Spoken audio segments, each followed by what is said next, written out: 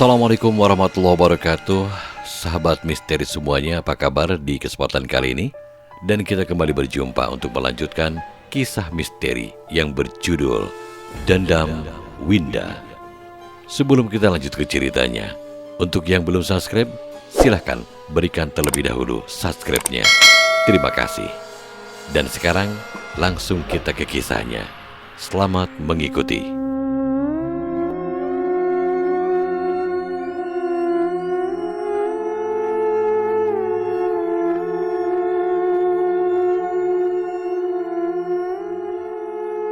Marvin diam sesaat. Dia seperti memikirkan sesuatu karena tingkah Kevin tidak seperti biasanya. Kevin akan bicara padanya kalau ingin pergi atau ingin tidur seperti yang dikatakan Leo. Kalau begitu, ayo kita tidur. Ini sudah hampir pagi. Timpal Dita mengajak temannya tidur. Akhirnya ketiganya meninggalkan api unggun dan berjalan memasuki kemah mereka. Namun sampai di kemah, tidak ada Kevin di sana. Ketiganya dibuat bingung. Lalu ketiganya berjalan menghampiri kemah para cewek. Setibanya di kemah cewek, ketiganya dibuat bingung karena tidak melihat satupun orang di sana. Kemah itu terlihat kosong. "Kemana para cewek? Kok kosong?" tanya Marvin pada kedua temannya. Leo dan Dita mengangkat bahunya tanda tidak tahu. Namun, ketiga pemuda itu bingung karena tidak tahu kemana perginya teman-temannya itu. Terlebih, para cewek-cewek yang pergi tidak memberitahukan mereka. "Sekarang bagaimana? Apa kita harus mencari mereka atau kita tunggu sampai besok pagi?" tanya Marvin pada kedua temannya. Jujur saja, dia sangat risau terjadi sesuatu pada teman-temannya itu. Akan lebih baik kita tunggu sampai besok pagi. Kalau mereka tidak kembali, baru kita cari dan kita bisa meminta bantuan dari Pak RT, Imbuh Leo, yang sudah punya firasat kalau teman-temannya sedang tidak baik-baik saja. Leo berpikir teman-temannya itu diculik atau ada hal-hal lain yang terjadi pada mereka, seperti kesurupan misalnya. Marvin dan Dita setuju dengan usul Leo. Akhirnya ketiganya kembali ke kemah dan istirahat sambil menunggu pagi. Detik demi detik, menit berjalan, jam pun berganti. Suhu dingin mulai terasa di perkampungan yang masih asri, jauh dari polusi yang tidak baik seperti asap dari berbagai kendaraan. Perkampungan itu masih sangat asri. Terlihat banyaknya pepohonan lindang yang masih tumbuh di kampung itu. Kampung itu setiap malam memang terasa dingin hingga menusuk sampai ke tulang. Rumah sederhana yang indah dan masih terawat, walaupun rumah itu sudah tidak berpenghuni. Dua gadis cantik yang sedang terlelap di pembaringan jadi terbangun karena mendengar suara azan. Nabila yang terbiasa terbangun di saat subuh, dia langsung keluar dari kamar untuk berwudu dan melanjutkan melaksanakan kewajibannya sebagai seorang muslim. Nabila merasa rumah itu sangat sepi, seperti sudah lama tidak dihuni. Nabila seperti merasa ada hal yang tidak bisa dia jelaskan di rumah ini, apalagi dengan suhu yang sangat dingin seperti ini. Namun Nabila tidak mau memikirkan hal tersebut. Walaupun bulu kuduknya sudah mulai bangun, namun dia tetap berwudu dan melakukan kewajibannya sebagai muslim. Selesai sholat subuh, Nabila menyimpan mukena dan sejadah di tempat tidur. Kemudian Nabila membangunkan Sinta karena hari sudah mulai pagi. "Sin, bangun. Ini sudah pagi. Kita harus kembali ke kemah." Nabila menggoyangkan tubuh Sinta agar terbangun. Kedua gadis itu keluar dari kamar dan duduk di ruang tamu. Sebenarnya Nabila dan Sinta ingin kembali ke kemah, namun mereka harus menunggu pemilik rumah bangun dulu untuk meminta izin. Biar bagaimanapun, Winda sudah memberinya tumpangan tidur dan juga sholat. Jadi tidak enak jika pergi begitu saja tanpa berterima kasih kepada pemilik rumah. Jam terus berputar. Mentari sudah mulai menampakkan dirinya. Namun kedua gadis itu masih setia menunggu pemilik rumah yang tidak kunjung bangun. Sebenarnya Nabila ingin mengetuk pintu kamar Winda, tapi diurungkan karena Nabila pikir tidak sopan jika harus membangunkan pemilik rumah. "Bila, kok Mbak Windanya tidak bangun-bangun sih?" tanya Sinta yang sudah mulai jenuh menunggu dari tadi. Sinta juga risau kalau dia dan Nabila dicari oleh teman-temannya karena tidak ada di kemah nantinya. "Kita tunggu sebentar lagi. Mungkin Mbak Windanya capek banget hingga dia terlambat bangun," bujuk Nabila agar Sinta mau bersabar menunggu Winda bangun. Sedangkan Marvin, Leo dan Dita pagi-pagi sekali sudah berada di rumah Pak RT karena melihat keempat temannya tidak ada di kemah. Dan jika mereka pergi, pasti juga sudah kembali karena mengingat pagi ini mereka akan pergi menaiki bukit. Kalian," sapa Pak RT ketika melihat ketiga pemuda yang meminta izin darinya kemarin sudah berada di depan pintu rumahnya pagi ini. "Iya Pak," jawab ketiganya bersamaan. Sebenarnya Marvin dan teman-teman merasa sungkan menemui Pak RT sepagi ini. Namun ketiganya tidak tahu harus bagaimana sehingga mendatangi rumah Pak RT. "Mari, silakan duduk." Pak RT mengajak ketiganya duduk di kursi teras rumahnya. Pak RT bingung karena belum tahu untuk apa ketiga pemuda itu datang pagi-pagi menemuinya. "Ada apa? Kenapa menemui saya sepagi ini?" tanya Pak RT karena penasaran kepada tiga pemuda itu. Pak RT menatap kepada pemuda itu secara bergantian. "Begini Pak, kami kesini mau bertanya dan juga meminta bantuan Pak RT," ucap Marvin. Sedangkan Leo dan Dita mengangguk tanda membenarkan apa yang Marvin utarakan. "Memangnya apa yang bisa Bapak bantu?" tanya Pak RT lagi kepada tiga pemuda di depannya sekarang. "Teman-teman kami yang 4 orang, 3 cewek dan 1 cowok, tidak ada di kemah dari tadi malam hingga sampai sekarang. Kami takut Pak terjadi sesuatu pada mereka. Dan kami juga ingin tanya, apakah di sini ada penculikan atau apa gitu?" tanya Marvin pada Pak RT. Pak RT mengangguk mengerti dengan maksud dan tujuan ketiga pemuda itu di depannya sekarang. "Seingat dan setahu Bapak, kampung ini aman. Tidak ada kejadian yang seperti kalian tanyakan," jawab Pak RT yang sebenarnya. Namun sebenarnya ada kejadian yang sangat memilukan yang terjadi pada keluarga Ardi. Tapi Pak RT tidak mungkin menceritakan hal itu pada mereka. "Apa teman-teman kalian tidak bilang pergi kemana?" tanya Pak RT lagi pada ketiga pemuda itu. Pak RT juga ingin tahu bagaimana hingga keempat teman mereka tidak kembali. "Kalau yang cowok sih ada Pak, tapi dia bilang ingin buang air besar. Tapi hingga sampai saat ini belum juga kembali. Sedangkan kalau yang cewek-cewek tidak bilang apa-apa," timpal Leo seperti yang terjadi sebenarnya. Pak RT terdiam sesaat memikirkan. Namun di saat Pak RT sedang memikirkan apa yang terjadi, Marvin kembali membuka suara. "Pak, apa kami bisa meminta bantuan Bapak dan juga warga di sini untuk membantu mencari teman-teman kami? Soalnya kami tidak tahu tentang kampung ini," minta Marvin pada Pak RT dan berharap kalau lelaki paruh baya ini mau membantu mereka. "Tentu saja Bapak akan mengajak beberapa warga juga agar teman-teman kalian cepat ketemu," jawab Pak RT dengan senang hati.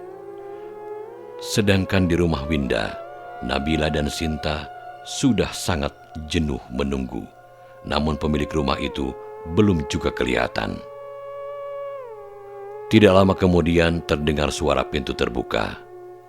Nabila dan Sinta langsung mengedarkan pandangannya ke arah pintu utama rumah Winda yang terbuka.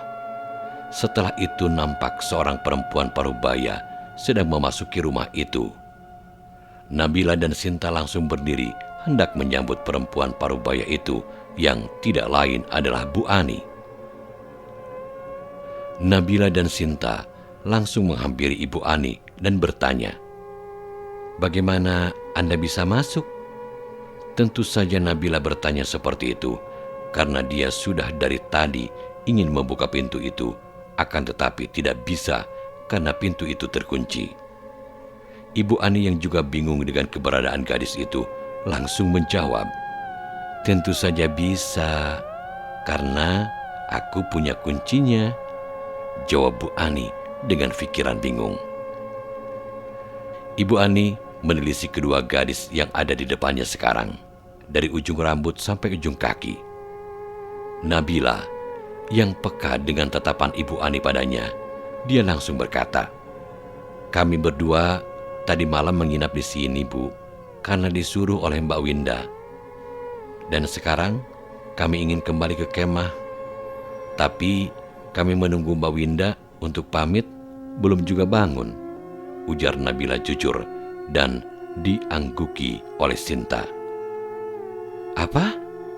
tanya Bu Ani terkejut. "Benar, Bu, kami datang dari kota dan membuat kemah di ujung kampung di sana.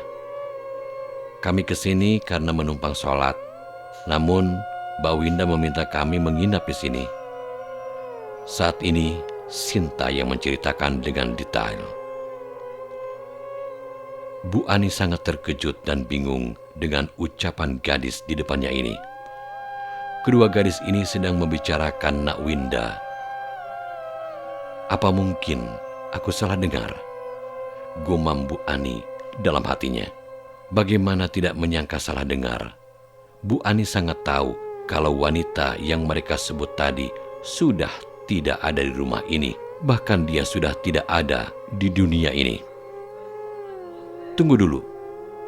Apa aku tidak salah dengar? Apa Winda yang kalian sebutkan tadi Winda pemilik rumah ini?"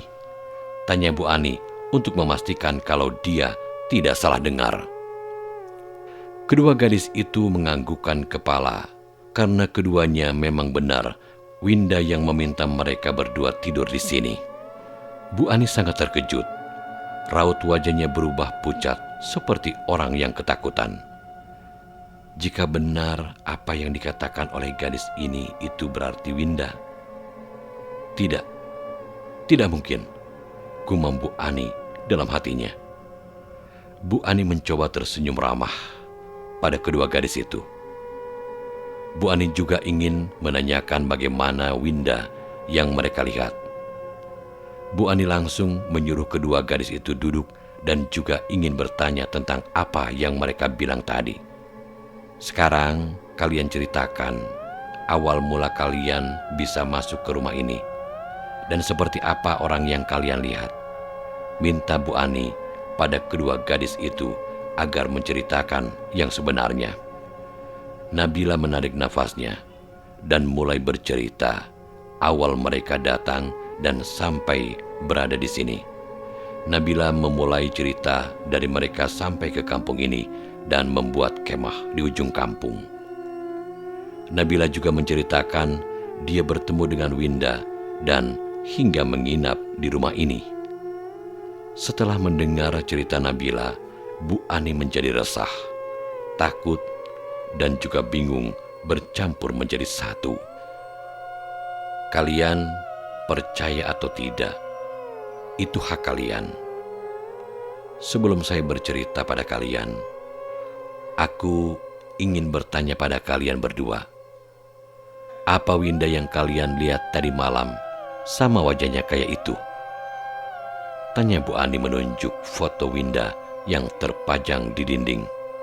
Nabila dan Sinta mengangguk, membenarkan kalau yang mereka lihat memang benar Winda yang ada di foto itu. Bu Ani menarik nafas berat dan kemudian menceritakan apa yang terjadi pada Winda di rumah ini. Bu Ani menceritakan semuanya dari awal kejadian yang menimpa Winda hingga sampai Winda sudah tiada. Kali ini bukan lagi Bu Ani yang terkejut, tapi Nabila dan juga Sinta. Namun biarpun mereka terkejut dengan cerita Bu Ani, tapi keduanya tidak percaya kalau Winda sudah tiada. "Maaf Bu, Anda tidak mengarang-arang cerita kan?" tanya Sinta yang kurang percaya dengan cerita Bu Ani. "Jika Winda sudah tiada, lalu siapa yang mereka lihat tadi malam?" Begitu pikir Nabila dan Sinta. Di saat Bu Ani ingin menjawab apa yang ditanyakan Sinta, ketiganya mendengar suara riuh di jalan depan rumah. Ketiganya keluar dari rumah itu dan ingin melihat kenapa di jalan terdengar sangat riuh. Di saat ketiganya sampai di depan pintu pagar, terdengar seorang pemuda yang memanggil mereka dengan sebutan Sinta dan Nabila. Nabila dan Sinta langsung melihat ke arah suara yang memanggilnya, yang ternyata teman mereka, yaitu Leo, Marvin, Dita, dan Pak RT serta beberapa orang kampung. Marvin langsung menghampiri Nabila dan Sinta. "Kalian dari mana? Kami sudah lelah mencari kalian tahu," ucap Marvin menatap ke Nabila dan Sinta. "Kevin dan Dila mana?" tanya Marvin lagi, karena tidak melihat keberadaan Kevin dan Dila di antara Nabila dan Sinta. "Maafin, kami tadi malam hanya berniat menumpang sholat, dan kami diminta nginap di sini oleh Mbak Winda. Tapi di sini hanya kami berdua, tidak ada Kevin dan Dila," jawab Sinta.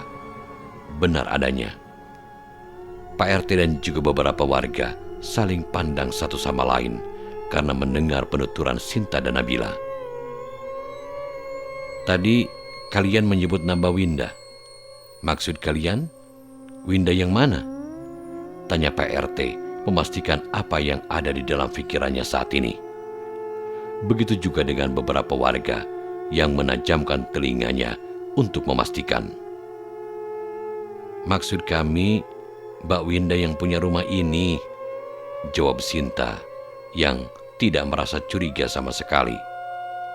Pak RT langsung menatap Ibu Ani untuk meminta penjelasan. Bu Ani yang mengerti dengan kebingungan Pak RT. Dia langsung menghampiri Pak RT dan menceritakan apa yang sudah diceritakan oleh Nabila dan Sinta padanya. "Aku sudah bilang pada keduanya kalau Winda pemilik rumah ini sudah tiada. Namun, apa yang aku ceritakan sepertinya mereka tidak percaya." Lalu Pak RT menceritakan pada mereka semua apa yang terjadi tahun lalu dengan Winda hingga membuat Winda meregang nyawa. Mendengar cerita Pak RT yang sama seperti yang diceritakan Ibu Ani, mereka semua bergidik ngeri dan pikirannya pun sudah entah kemana. "Kalau begitu, apa yang kami lihat tadi malam adalah hantu, bukan manusia," Nabila dan Sinta bergidik ngeri. Dia menyesali sudah menumpang sholat di rumah ini. Namun dalam hati kecil Nabila tidak berhenti mengucap syukur karena tadi malam hantu Winda tidak menakutinya dan juga tidak membunuhnya. Rumah ini sudah tidak berpenghuni karena suami Mbak Winda sudah kembali ke kota ikut keluarga Winda, ucap Pak RT pada mereka semua. "Saya datang ke sini karena harus membersihkan rumah seperti yang disuruh oleh suami Mbak Winda," ucap Bu Ani. Nabila dan Sinta menerawang pada tadi pagi di dalam rumah waktu mereka ingin pamit, namun Mbak Winda tidak keluar hingga sampai saat ini. Pak RT menjadi risau dan bingung. Apa mungkin yang kedua gadis itu katakan adalah Winda? Dan sekarang Winda sudah menjadi hantu? Tanya Pak RT berbisik ke telinga Bu Ani. Entahlah, timpal Bu Ani yang sepertinya sangat ketakutan. Bu Ani sudah 1 tahun bekerja membersihkan rumah, namun dia tidak melihat apa-apa di dalam rumah tersebut. Ya sudah, sekarang ayo kita pergi. Kita harus mencari kedua teman kalian lagi. Ajak Pak RT pada muda-mudi di depannya. Marvin dan temannya segera mengejar langkah Pak RT agar seimbang. Semuanya sekarang keluar dari halaman rumah itu. Pak RT segera melakukan pencarian 2 orang yang hilang. Kini semua berjalan menuju kemah. Sedangkan Bu Ani masuk ke dalam rumah lagi dengan sedikit takut-takut. Bu Ani memandang foto Winda dengan pikiran dan perasaan campur aduk. Nah Winda, kamu sangat cantik dan baik. Tapi sayang nak, nasib kamu sangat malang karena kekejaman lelaki bajingan yang tidak punya hati. Bu Ani berbicara dengan foto Winda yang terpajang di dinding. Air mata Bu Ani runtuh seketika, apalagi saat mengingat kejadian tadi malam saat mendengar cerita dari Nabila dan Sinta. Nak, apakah kamu tidak tenang di sana? Apakah kamu gentayangan? Atau kamu mau balas dendam? Bu Ani terus bergumam, seolah dia sedang berbicara langsung pada Winda, padahal di depannya hanyalah foto Winda. Setelah lama menatap foto Winda, Bu Ani mengusap air matanya. Dia tidak mau berlama-lama hanyut dalam kesedihan. Bu Ani langsung mengalihkan kesedihannya dengan bekerja. Sementara di dalam hutan belantara yang sangat lebat, seorang gadis terbangun dari pingsannya yang begitu lama. Gadis yang bernama Dila itu terbangun seperti orang yang hilang ingatan. Dia termangu bingung. Apa aku sudah mati? Tanyanya pada diri sendiri. Mata Dila celingukan melihat ke sana ke sini, namun yang tampak di setiap penglihatan matanya hanyalah hutan dengan pohon besar dan kecil. Dila menampar dan mencubit dirinya sendiri, namun rasanya sakit. Aduh, sakit. Berarti aku masih hidup, ucapnya sendiri. Seketika bayang tadi malam pun muncul di ingatannya. Dia ingat saat dia bersama Kevin dan bertemu dengan gadis cantik dan akhirnya menjadi hantu. Dia juga ingat kalau dia berlari saat Kevin diserang hingga dirinya sampai di sini dan pingsan saat melihat mata merah di atas pohon. Lalu Dila mendongak ke atas pohon untuk memastikan kalau mata merah yang tadi malam sudah tidak ada lagi. Dila ingat kalau Kevin semalam tidak baik-baik saja. Kevin, apa kamu masih hidup? Gumamnya bertanya dalam hatinya. Dila tidak mau terlalu memikirkan Kevin lagi.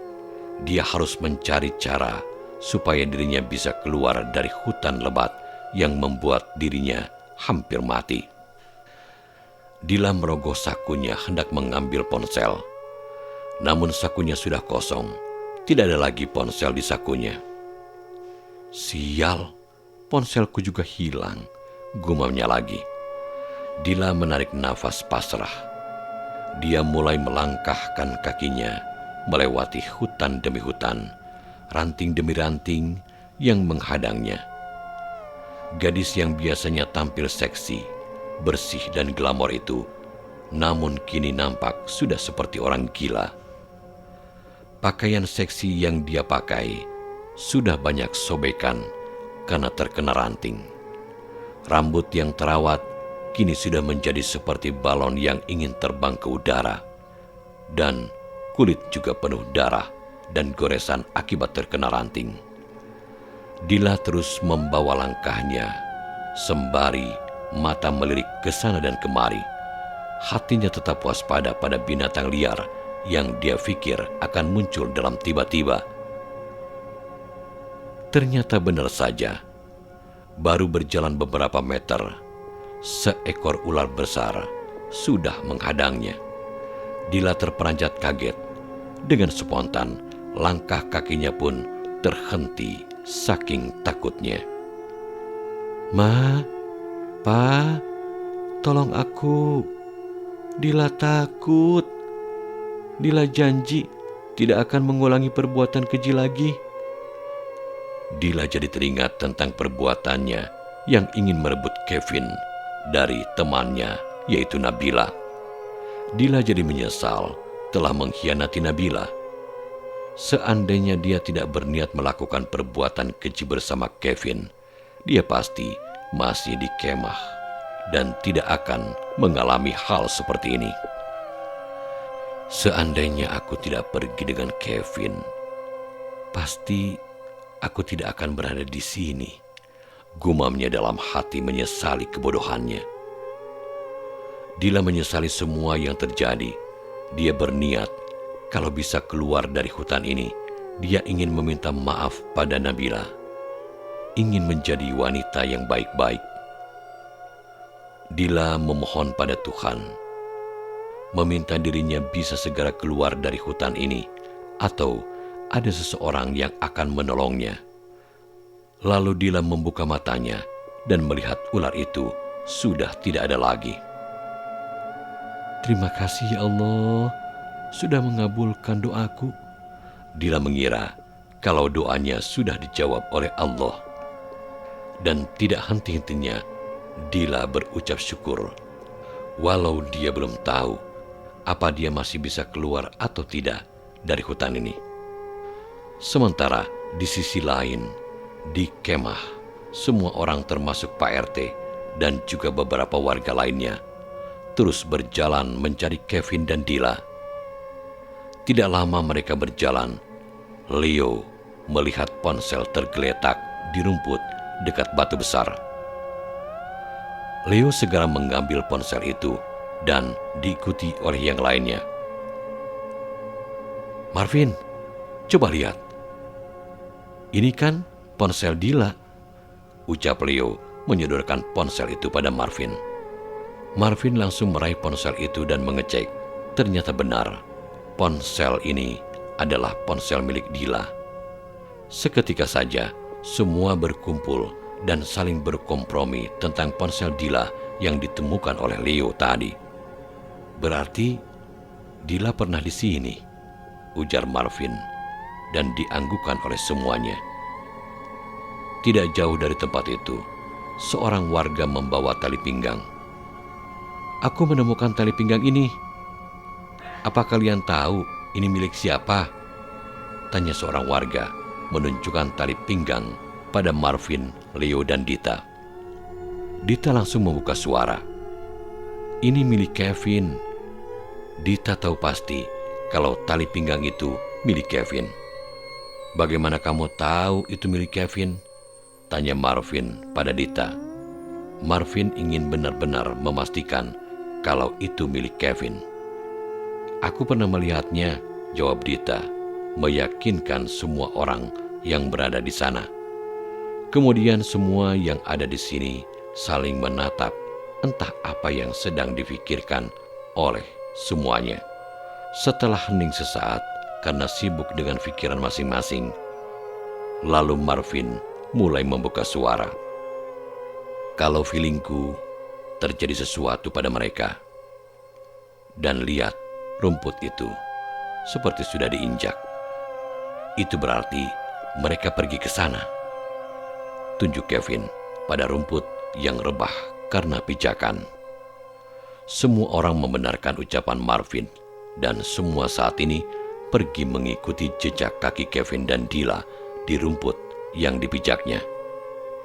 Dila saat ini sudah duduk di bawah pohon besar. Dia sudah dilanda kehausan dan juga kelaparan. Tenggorokan Dila sudah mulai kering dan perut pun sudah mulai keroncongan. Lalu Dila melirik ke sana dan kemari. Tanpa sengaja, matanya menatap pohon pisang yang kebetulan buahnya pun sudah matang.